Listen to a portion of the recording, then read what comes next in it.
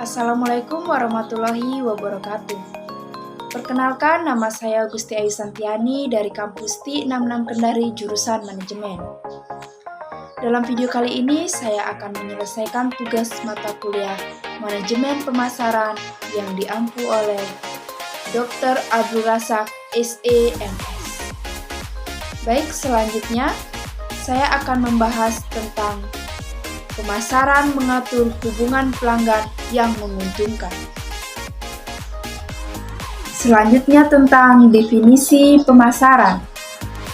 Pemasaran adalah proses di mana perusahaan menciptakan nilai bagi pelanggan dan membangun hubungan yang kuat untuk menangkap kembali nilai dari pelanggan. Baik, selanjutnya tentang proses pemasaran. Proses pemasaran terdiri dari 5 langkah. Yang pertama yaitu tentang memahami pasar dan mengetahui kebutuhan dan keinginan pelanggan. Yang kedua, merancang strategi pemasaran. Yang ketiga, membangun program pemasaran yang terintegrasi. Yang keempat, membangun hubungan yang menguntungkan. Yang kelima, meningkatkan nilai bagi pelanggan. Dari kelima proses pemasaran tersebut, saya akan menjelaskan satu persatu tentang proses pemasaran. Proses pemasaran yang pertama, memahami pasar dan keinginan serta kebutuhan pelanggan. Yang kedua, merancang strategi pemasaran yang digerakkan pelanggan dengan tujuan mendapatkan, mempertahankan, serta menumbuhkan pelanggan sasaran. Yang ketiga, pemasar membangun program pemasaran yang benar-benar memberikan nilai unggul. Selanjutnya, konsep inti pasar. Konsep inti pasar meliputi kebutuhan, keinginan, dan permintaan. Yang kedua, penawaran pasar. Yang ketiga, nilai dari kepuasan. Yang keempat, pertukaran hubungan. Dan yang kelima, pasar. Dari kelima konsep inti pasar, saya akan menjelaskan satu persatu dari konsep inti pasar tersebut. Kebutuhan, keinginan, dan permintaan. Kebutuhan adalah keadaan yang muncul dari perasaan kekurangan, sedangkan keinginan adalah bentuk kebutuhan manusia yang terbentuk oleh budaya dan kepribadian seseorang. Jika didukung oleh daya beli, keinginan akan menjadi satu permintaan. Selanjutnya yaitu pertukaran dan pasar. Pertukaran adalah tindakan untuk mendapatkan objek yang diinginkan dari pihak tertentu dengan menawarkan imbalan.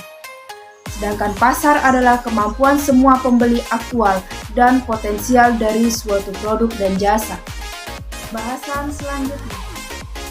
Ada beberapa elemen. Yang pertama, pemasok, yang kedua perusahaan atau pemasar, yang ketiga pesaing, dan yang keempat perantara pemasaran, dan yang kelima penggunaan akhir.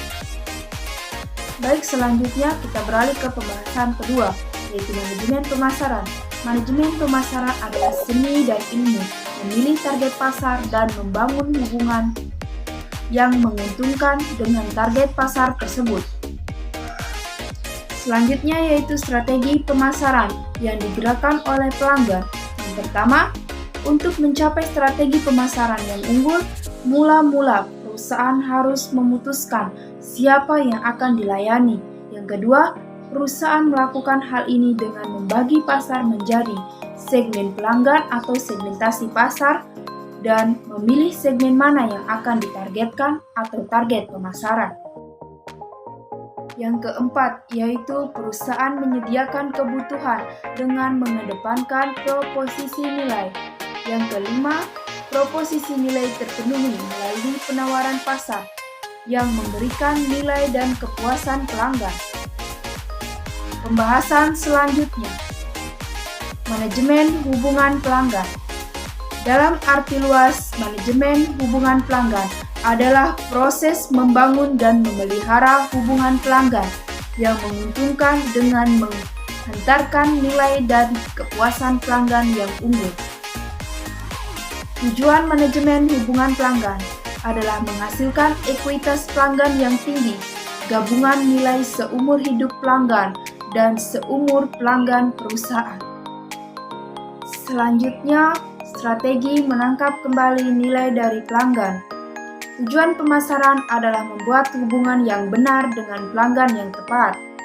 Sebagai imbalan karena telah menciptakan nilai bagi pelanggan, perusahaan menangkap nilai dari pelanggan dalam bentuk laba dan ekuitas pelanggan. Pembahasan selanjutnya. Manajemen pemasaran dapat mengadopsi salah satu dari 5 orientasi pasar. 5 orientasi pasar tersebut yaitu: yang pertama, konsep produksi. Konsep produksi menyatakan bahwa tugas manajemen adalah meningkatkan efisiensi produksi dan menurunkan harga. Yang kedua, konsep produk.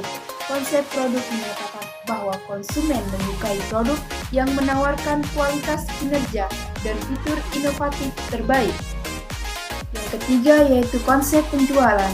Konsep penjualan menyatakan bahwa konsumen tidak akan membeli produk organisasi kecuali organisasi mengadakan penjualan dalam skala besar dan usaha promosi. Yang keempat, konsep pemasaran. Konsep pemasaran menyatakan bahwa pencapaian tujuan organisasi tergantung pada penentu kebutuhan dan keinginan target pasar. Baik, pembahasan terakhir yaitu perkembangan baru yang utama dalam pemasaran. Perkembangan baru utama dalam pemasaran dapat disimpulkan menjadi satu kata, yaitu hubungan. Baik, sekian dan terima kasih. Apabila ada kesalahan kata, mohon dimaafkan. Wassalamualaikum warahmatullahi wabarakatuh. Terima kasih.